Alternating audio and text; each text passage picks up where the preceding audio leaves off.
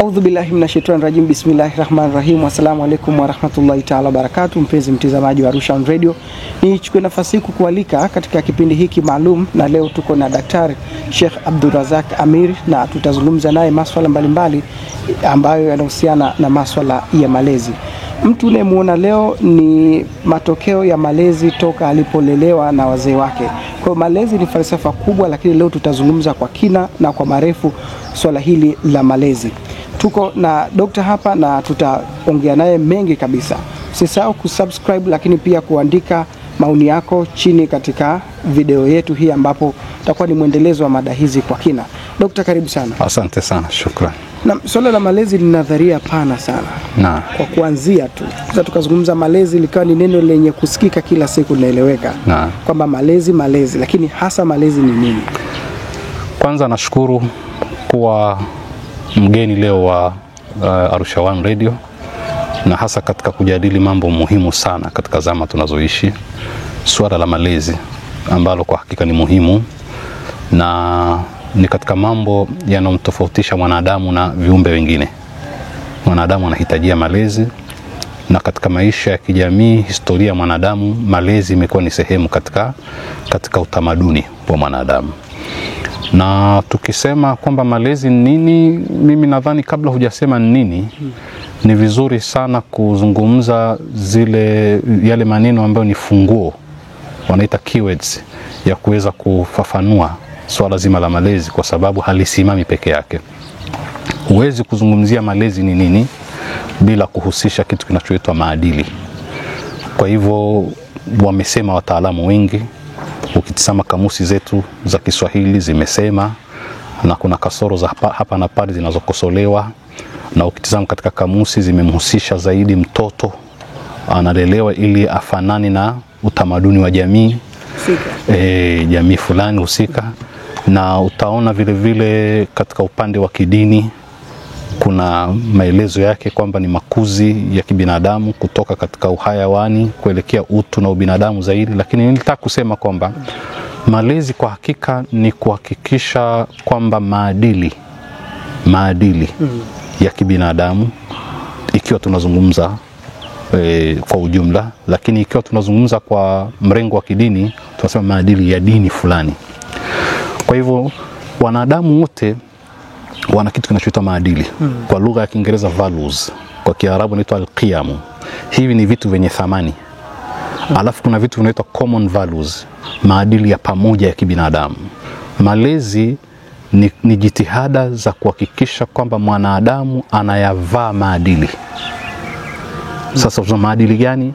Haya maadili yanaweza kuwa ya kidini, yanaweza kuwa ya kiinchi, yanaweza kuwa ya kabila fulani, yanaweza kuwa ni ya watu fulani.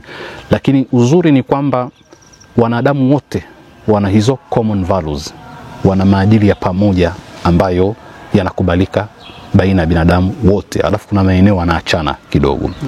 Mwanadamu ametukuzwa, amepewa heshima, hata kama hajaletewa aya au hadithi au mtume au nabii yoyote yule, anafahamu kwamba wizi ni kitu kibaya, ukatili ni kitu kibaya, uongo ni kitu kibaya, ushujaa ni sifa nzuri, ukarimu ni sifa nzuri. Hizi ndio common values. Sasa kwa kuwa zinaitwa ni values, vitu vyenye kuthaminiwa, akikwa mtu akayavaa haya maadili, yeye atakuwa na thamani. Na hicho ndicho tunachokipigania, kuhakikisha kwamba mwanadamu anaweza kuyavaa. Sasa tunazungumza mwanadamu, tunamzungumza mtu. Kwa hiyo maadili na malezi yanamfanya mwanadamu awe na ubinadamu, mtu awe na utu. Kwa hivyo utaona kwamba malezi yanahusu utu na ubinadamu wa mwanadamu. Kinyume chake ni kwamba anayekosa malezi anakosa maadili.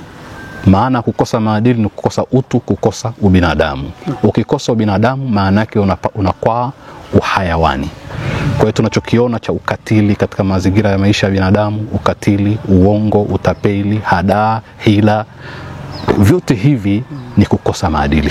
Na vyote hivi si sifa za kibinadamu, ni sifa za kihayawani. Sawa. Kuna tofauti kati ya utu na ubinadamu, ama ni neno moja tu ambalo lina? Hakuna utofauti. Kwa sababu mtu ni yule mwanadamu. Sasa anapaswa awe na ubinadamu. Mtu awe na utu, binadamu awe na ubinadamu. Kwa hivyo haina tofauti. Haina tofauti. Na Dokta, swala la malezi linaanzia wapi? Ni swala la msingi sana, kwa sababu wengi wanadhani kwamba mtu akishazaa ndo anaanza kulea. Lakini swala la malezi, hata wazee wetu waliotangulia na hata katika dini, linaanza kabla ya hapo. Na sisi tunaamini kwamba malezi ni sayansi, ni taaluma, ni fani.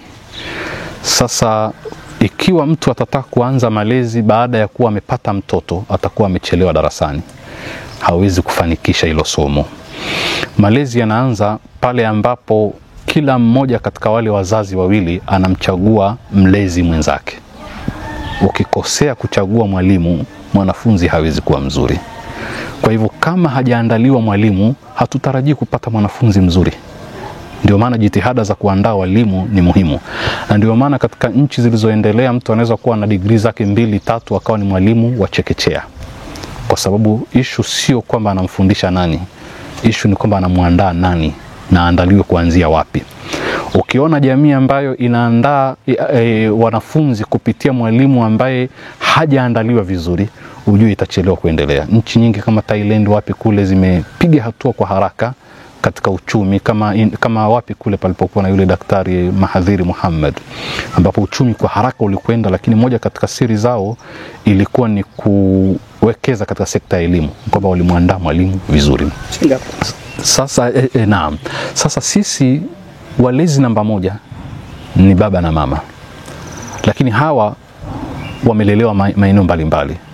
Wanaoana kisha wanatengeneza hiyo familia ambayo jukumu lao kubwa kulea. Pale unapomchagua mwenzako mama wa watoto wako, lazima uchague mlezi mzuri. Na mwanamke anapomchagua baba mlezi mwenzake, lazima achague mlezi mzuri. Ukikosea kule, malezi utakuwa ushayakosea. Kwa hiyo malezi yanaanza lini? Majibu ni pale ambapo unapomchagua mlezi. Wewe mwanaume na mwanamke anapomchagua mlezi, pale ndipo malezi yanapoanzia. Lakini pia mtiririko wa malezi unaendelea.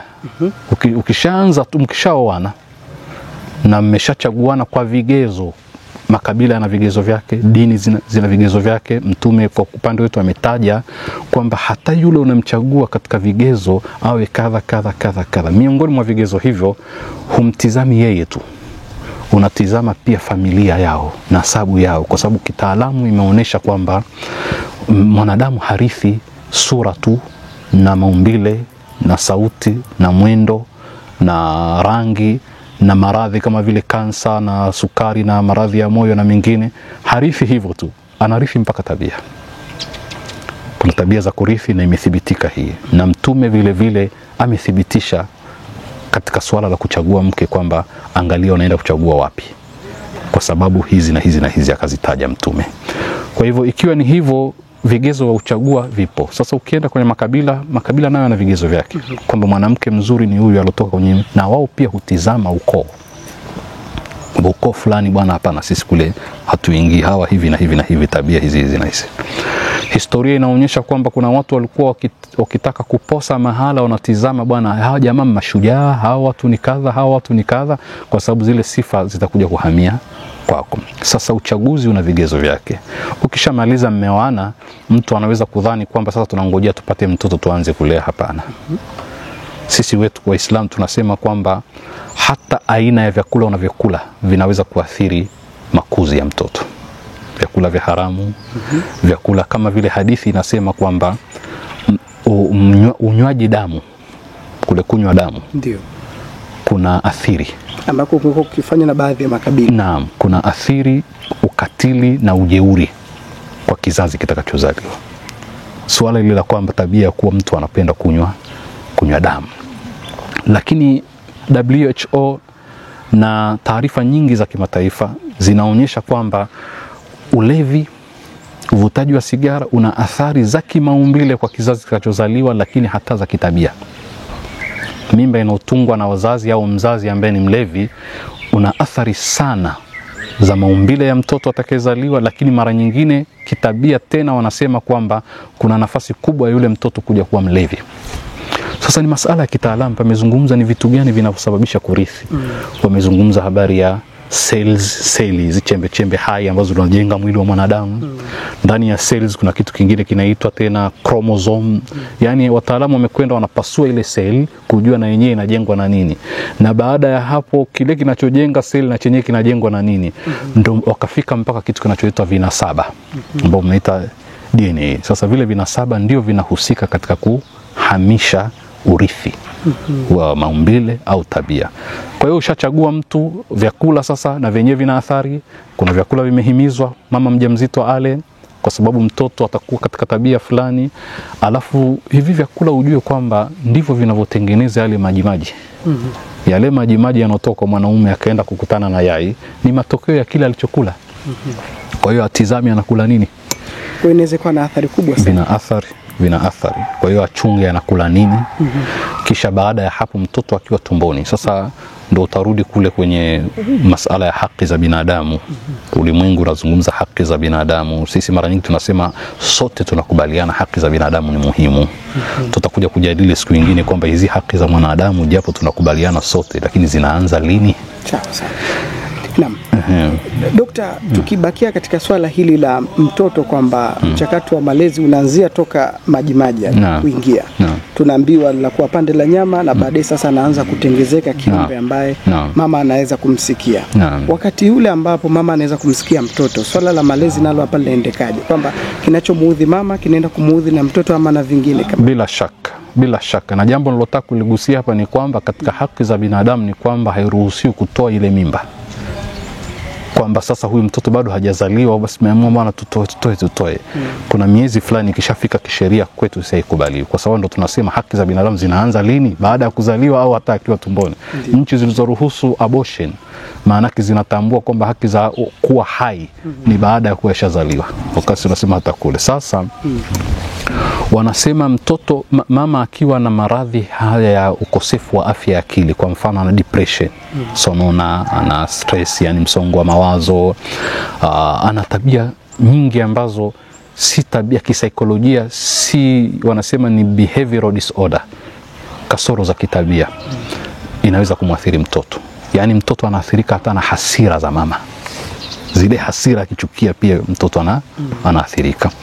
Kwa hiyo kuna mambo mengi sana yanotakiwa ajipambe nayo mama mjamzito ili asimwathiri yule mtoto. Yani ajipambe na mambo ya kuwa na utu na ubinadamu, angalau kwa ajili ya kukilea kile kitoto kisitoke na mambo ambayo yatakidhuru pia yeye kitabia. Naam. Sawa. Turudi mtizamo wa kidini katika swala la malezi, kwamba kunaweza kuwa na athari katika mtoto aliyezaliwa ndani ya ndoa na ambaye hakuzaliwa nje ya ndoa katika swala la malezi. Bila shaka sisi wataalamu wa Kiislamu kwa upande wetu sisi wamesema. Kwa mfano mmoja anaitwa Al-Allama Muhammad Taqi Falsafi ametoa maelezo ya kisayansi kwamba kisaikolojia yule mtoto ambaye amepatikana katika mazingira yale anaathirika. Na mara nyingi malezi hata kama yakiwa wale wazazi wawili wako pamoja, lakini kile kitendo cha kwamba anafanya wakati yeye ni kama vile anaibia, hajaruhusiwa rasmi, akifanya kile kitendo kuna athari za kisaikolojia. Yani mambo ya kisaikolojia ni vigumu sana mtu kuelewa mpaka atoe mifano mingi. Mtu yote anayefanya jambo kinyume na utaratibu, kuna kitu ndani kinamwandama. Kuna sauti ndani huwa inamwambia unakosea.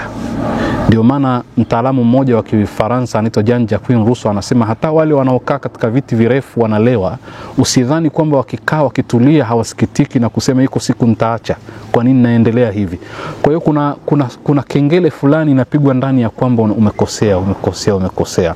Ile kengele ile si nzuri, ina athari zake hata wakati anafanya kile kitendo. Kwa hivyo kuna athari zake. Ndio maana huyu mtaalamu falsafi tulomtaja anasema kwamba possibility ya mtoto yule kuwa hana maadili ni kubwa baadaye, kwa sababu amepatikana kwa njia ambayo si ya kimaadili. Kwa hiyo kuna uwezekano wa kuathirika hiyo. Lakini sasa kuna malezi pia. Mara nyingi mtoto anayepatikana kwa njia ambayo si ya ndoa, responsibility ya wazazi yule hasa mwanaume inakuwa ndogo, habebi majukumu.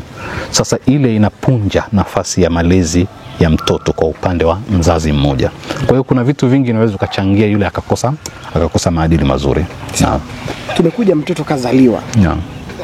Mtoto amezaliwa katika siku ya kwanza ile mpaka siku 7 kwenye maelezo ya dini ya Kiislamu kuna baadhi ya mambo yanatakiwa afanyiwe. Naam. Yale mambo ni yapi, na pengine akiyakosa yale mambo katika swala lake la malezi linakuwa na changamoto kiasi gani? Ukweli ni kwamba kuna mambo ambayo akiyakosa italeta athari kimalezi, kwa sababu mtoto akizaliwa anakuwa kama tunavyosema shule seti tupu, haina memba, hana chochote, lakini lolote atakalolipata analichukua haraka sana. Kitaalamu wanasema sehemu ya ubongo ile ambayo inaitwa subconscious mind yake inachukua haraka mambo na kuyaweka kama mafaili. Mwanadamu ana conscious mind na subconscious mind. Ukilisoma hili kwa kina utagundua kwamba 90% mpaka 95% ya tabia za mwanadamu zinatokana na mafaili yaliyokuwa katika subconscious mind yake. Subconscious mind ni nini? Ni ile akili yenye fahamu ndogo. Alafu conscious mind ni akili fahamu. Conscious mind inafanya kazi kwa 5 mpaka 10. 90 mpaka 95 ya tabia za mwanadamu zinatokana na subconscious mind. Subconscious mind inalimbikiza mafaili kwa kusikia, kuona, kugusa, kwa kupitia zile common senses. Sasa mtoto anasikia ile sauti, anaisikia, anaiweka. Wanasema hata harufu ya mama anaijua, sauti ya mama anaijua. Anaponyonya pale huwa anajua kwamba ananyonya kwenye eneo ambalo amekuwa akilinyonya siku zote, maana ile harufu ya mama. Vile vitu viko katika mafaili. Sasa kuijua subconscious mind inahitaji maelezo marefu na mifano mingi, lakini natusema kwa mukhtasari tu, anaathirika akikosa vile vitu. Sasa kitu namba 1, mtoto anatakiwa aadhiniwe. Kuadhiniwa ni sauti inayotajwa kwa kumtambua Mungu, kumtambua mtume kwetu sisi Waislamu. Zile sauti zina athari kwa yule mtoto. Adhana, aadhiniwa kulia na sikio la kushoto akimiwe. Na Waswahili wamezoea kwamba mtoto mtukutu, wanasema mtoto hajaadhiniwa nini? Kwa sababu ile imani ya kwamba utukutu na tabia mbaya zinaweza kupatikana kwa mtoto ambaye hakupitia katika hatua hizi. Kwa hiyo ni muhimu sana. Kwa hiyo tuna hatua hiyo ya kuadhiniwa mtoto.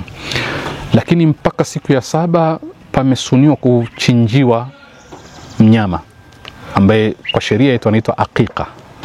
Akiwa ni mtoto wa kiume atachinjiwa kondoo au mbuzi wawili, akiwa ni wa kike mmoja.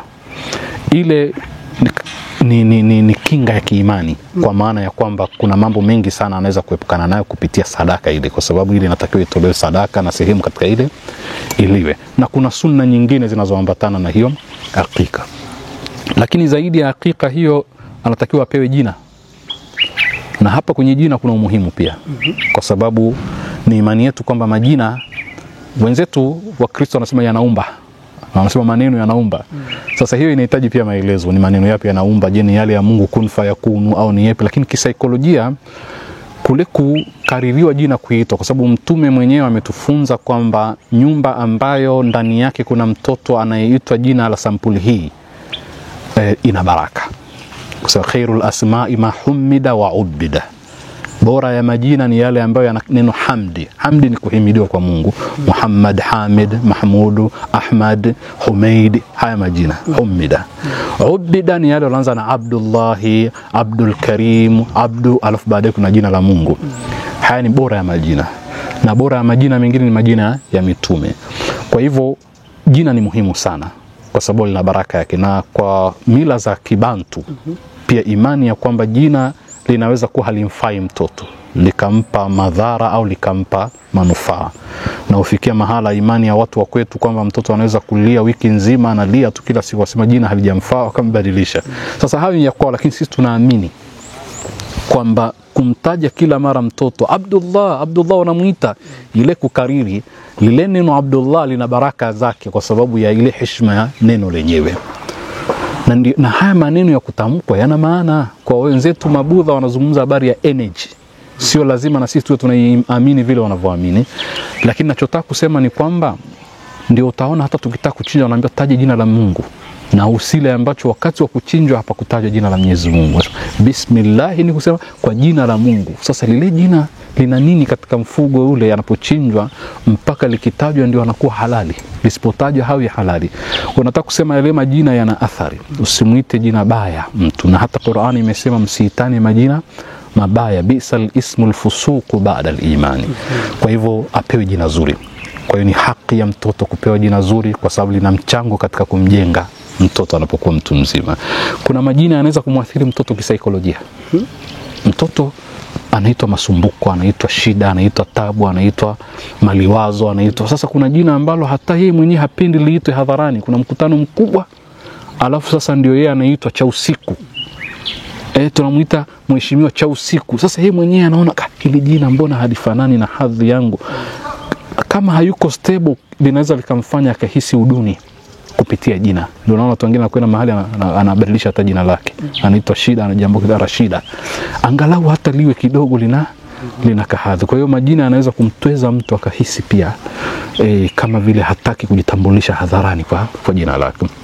Kwa hiyo lazima apewe jina zuri pia. Sawa. Pengine kwa nyinyi wasomi wa Kiislamu hii dhana ya kibantu kwamba unakuwa ni Abdurazaki lakini pia una jina la ambayo kwamba aliitwa jina la babu yake fulani. Na sasa ndio ana hilo jina la pengine labda ndo mzee Mawazo. Sasa lakini baadaye mzee wako pia akakupa majina mawili. Kwa unakuwa na majina mawili. Hapo kwenye athari panakuaje na?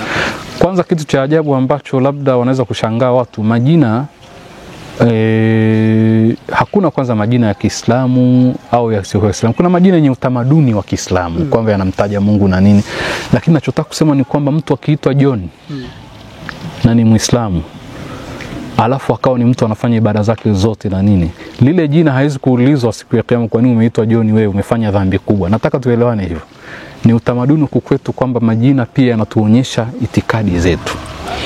Sasa tabia za wazee wetu ni kutaka kubakiza majina. Na ndio sisi leo na wajukuu na vitukuu unataka la lile jina lako na angalau na heshima yako kwamba mimi bwana na wajukuu na vitukuu, mimi kifa ndio imekuisha au angalau jina langu libaki. Kwa hivyo wamekuwa na tabia ya kwamba kubakiza majina yao wanawapa wajukuu na kuendelea. Shawana. Si kwamba ni kitu marufuku. Hata kama mtu ana majina 3 4 si marufuku. Mtume mwenyewe aliyesema Taha, wengine wamesema kwenye tafsiri ya Qur'ani kuna kauli kwamba Taha ni Muhammad sallallahu alaihi wasallam. Kuna kauli kwamba Yasin ni Muhammad. Kwa hiyo mtume alikuwa na jina zaidi ya moja. Mbali na zile kunia na lakabu, anaitwa Abu Zahra, anaitwa Abu kadha, Abu Ibrahim. Kwa hivyo kuwa na jina zaidi ya moja si kosa, na kuwa na jina la babu yako si tatizo pia. Madhali tu haitokuwa katika yale majina ambayo yanamtweza mtu, yanamfanya mtu ahisi unyonge. Naam. Sawa. Wafuatiliaji wengi wa malezi kwa msingi wa dini ya Kiislamu wamekuwa, mfano kama hapo imeisha siku ya 7 amechinjiwa mtoto. Naam. Panakuwa kama kimya mpaka akifika miaka 7 pale kuambiwa aanze kufundishwa msikitini. Kuswali na mambo mengine kama haya. Hapa katikati hapa kutoka baada ya kuchinjiwa kwenda mpaka hiyo miaka 7. Uislamu unazungumza nini katika swala la malezi ya mtoto? Kwanza niseme tu kitu kimoja, wataalamu wengi wasiokuwa Waislamu wamegawa malezi katika mafungu. Na mafungu yenyewe kwa kuzingatia miaka na umri.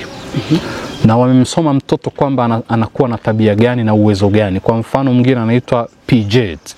Huyu yeye amezungumza ukuaji wa ubongo, anasema cognitive theory of development, kwamba mtoto tangu mwaka 0 kuendelea anakuwa kivipi ubongo, uelewa wake ukoje, malezi ya ambatani na kadiri ya uelewa wake.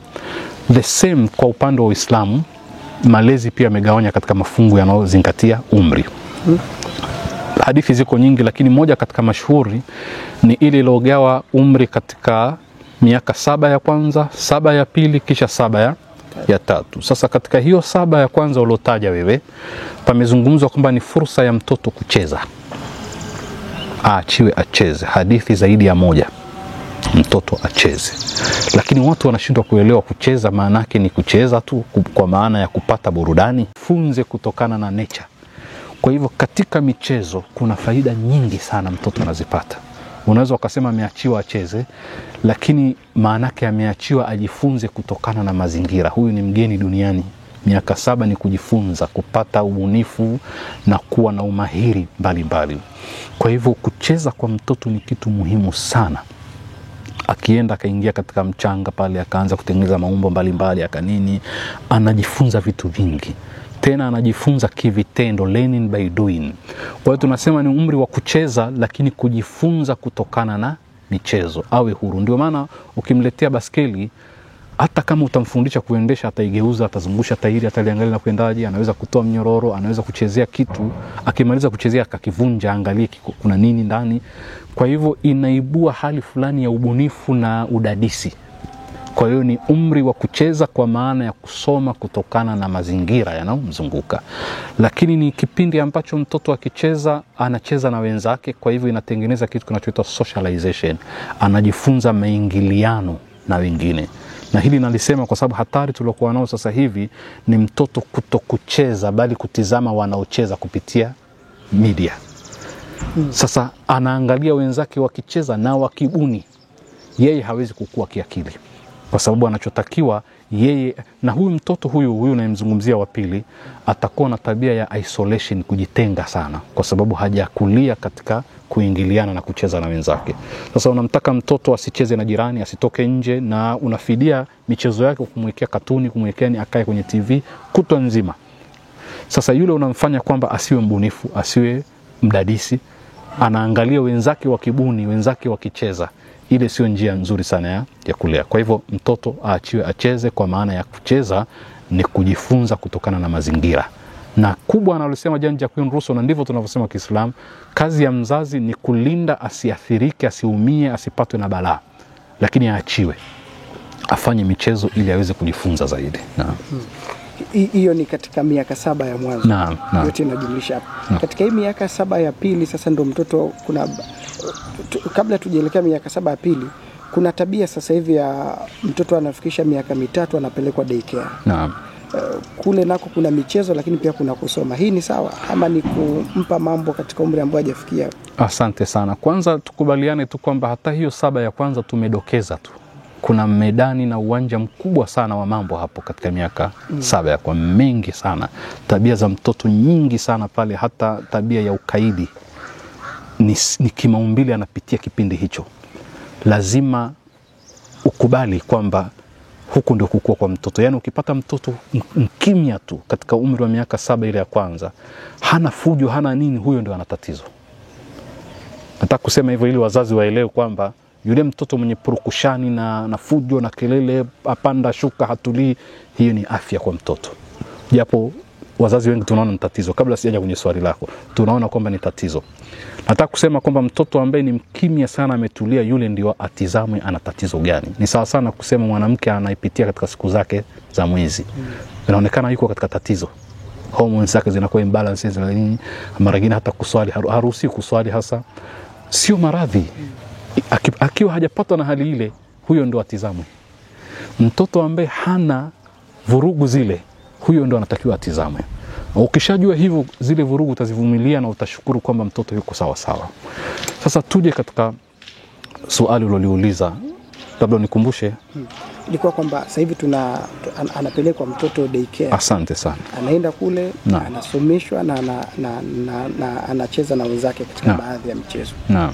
Hilo la kwanza. Lakini pia kutakuwa kuna athari yale malezi ya mwalimu anayemkuta na tabia zake, na ambaye pengine ndo anakaa na mtoto kuanzia asubuhi mpaka jioni, kuliko malezi ya mtoto. Au hii miaka 7 ya mwanzo ni mtoto awe karibu na nani zaidi? Asante.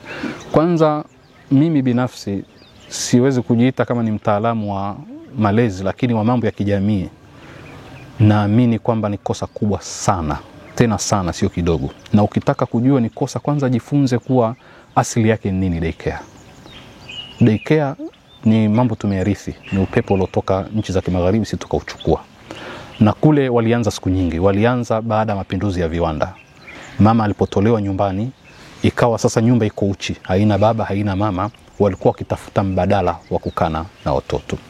Na kwa sababu malezi kule, hata kuachia mtu wa kazi ni ngumu, kwa sababu ya zile haki za mfanyakazi, ni watu wachache wenye uwezo wa kuweka mfanyakazi ndani ya nyumba.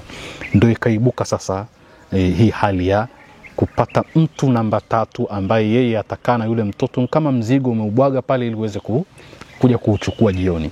Sasa ilipokuwa kwamba wanawekwa, wakaona mwisho kukaa tu na watoto lazima pawepo na extra effort ya kuhakikisha pia tunawasomesha, na kwa kuwa biashara kumsomesha maana utapata na pato la ziada, hatumweki tu lakini na pia anajifunza ABCD na vitu vingine.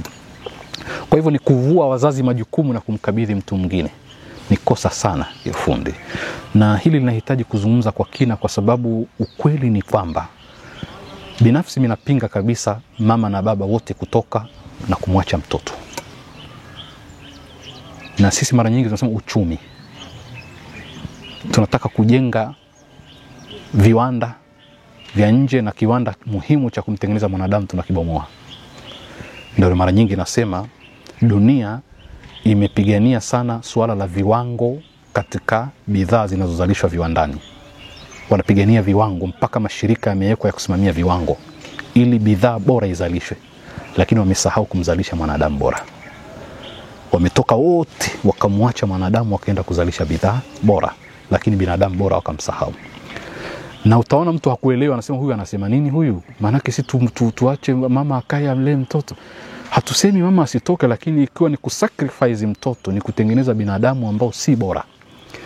Na hata bidhaa bora ni ngumu sana kuitengeneza kama mwanadamu si bora, kwa sababu atakuwa na hila na hadaa nyingi katika uzalishaji. Kwa hivyo wanaotaka kuzalisha bidhaa bora pia wanapata tabu sana, kwa sababu binadamu mwenyewe si bora. Kwa hivyo tumevunja kiwanda ambacho ni familia, tumekwenda kutengeneza kiwanda ambacho, kukijenga kiwanda ambacho ni kwa ajili ya vitu, lakini mtu mwenyewe tumemsahau. Na haya yametokana na baada ya vita kuu ya pili ya dunia ya kwanza na ya pili, wanawake walipopelekwa kwa wingi kwenye viwanda, na baada ya mapinduzi ya viwanda kule Ulaya, hasa kuanzia mwaka 1870 kwenda mbele. Na ilianza Uingereza zaidi. Sasa mimi mwito wangu ni kwamba lazima turudi nyuma kujenga familia zaidi. Na mama atoke pale panapokuwa na dharura sana, ikiwa itaathiri malezi ya mtoto. Lakini haya mambo yana kina sana. Na tatizo kubwa limetokana na kuwa pia muundo wa familia umebadilika. Familia zetu za kiasili ni familia kubwa. Hata kama angetoka mama, ilikuwa hapakosekani mtu ambaye ana nafasi ya pili inaokaribiana na mama. Shangazi, mama mdogo, mama mkubwa, kwa sababu tulikuwa tuna familia inaitwa extended, familia pana. Mapinduzi ya viwanda na upepo wa kimagharibi umetufanya sasa hivi familia zetu nyingi ni muundo ule unaitwa single parent family au nuclear family. Yaani familia ya mzazi mmoja au familia ndogo, baba, mama, mtoto au watoto. Na watu hawataki familia kubwa, hawataki shangazi, hawataki mjomba, hawataki babu. Hii kuwa familia ni ndogo pia imenyima fursa ya walimu wengi wa kumtengeneza mtoto. Wakati ule mama angetoka, palikuwa pana mtu nyumbani, angeweza kuchukua hatamu ile, na malezi yangekuwa bado ni mazuri, pasingekuwa na mapungufu. Kwa hiyo kuna mlimbikizo wa mambo mengi ambayo yamejitokeza, ambayo yameibomoa familia. Hatimaye sisi tunaozaliwa sasa hivi tukaibukia katika familia, hatui ni ile product nzuri iliyokusudiwa. Sawa. Kwa uchache, miaka 7 ya pili, kwa maana yake kutoka mwaka 7 mpaka 14. Naam. Hapa kuna baadhi ya mambo ambayo wengi wanajua ni maarufu, kwamba sasa aanze kufundishwa kuswali. Naam. Na mambo mengine kama hayo. Kitu gani kingine ambacho mtoto hapa katika malezi mzazi anatakiwa kiangalie kwa kina? Sasa kuanzia 7 ya kwanza mpaka 7 ya pili, ambapo 7 ya pili sasa ndio anaenda darasani mubashara. Wakati ule indirect alikuwa akisoma kupitia mazingira na nini, anacheza kwa muda mrefu, tumesema anajifunza kupitia kucheza. Lakini hatua ya pili ni kwamba sasa unatakiwa nenda hivi, hili ufanye, hili usilifanye, hili. Kuna mambo mengi sana ambayo yanatakiwa. Kwanza, jambo la kwanza namba 1, mtoto anajifunza sana kupitia kutazama, kuona kinachofanyika kwa wazazi wawili kuliko kuamrishwa fanya usifanye. Na hili ni jambo la msingi sana. Instructions za fanya usifanye, ukizilinganisha na kile anachokifanya mzazi wakakiona, watoto wanasema wenyewe wataalamu, learning by observation, kujifunza kwa kuona, kuna athari kubwa zaidi kuliko kujifunza kwa kuambiwa. Mzazi hakikishe kwamba yeye ni ubao wa kumsomesha mtoto. Anafanya nini, mtoto anachukua. na ina athari kubwa kuliko anaambiwa nini. Ufanye usifanye, haina athari kama vile kuona mzazi anafanya nini. Sasa maisha yako na mkeo ni sinema muhimu sana kwa watoto. Ndio maana tunasema family background inaathiri ile familia atakuja kuianzisha mtoto kesho. Akikuona wewe unavyoheshimiana na mwenzako, mnaagana ukienda kazini, kila mmoja anambusu mwenzake mkono, lugha mnaozungumza mpandishiani sauti, heshima mnavyoheshimiana, alafu na yeye anapewa nafasi gani, participation na shirikisho kiasi gani, vyote vile vitaathiri sana katika malezi kwa mtoto. Na hili la pili la kushirikishwa ni jambo muhimu sana, na hasa kwa sisi wa Afrika tumelikosa kiasi kikubwa. Kushirikisha mtoto katika mambo mengi. Kwa mfano, isiwe pale nyumbani kwamba hakuna hata siku moja anaulizwa leo tule nini. Yaani baba anachokiamua, tena huyu baba akimshirikisha mama tunasema pia ana nafuu. Maana mara nyingi ndo baba nani sasa unaondoka tutakula nini leo? Leo wali maharage.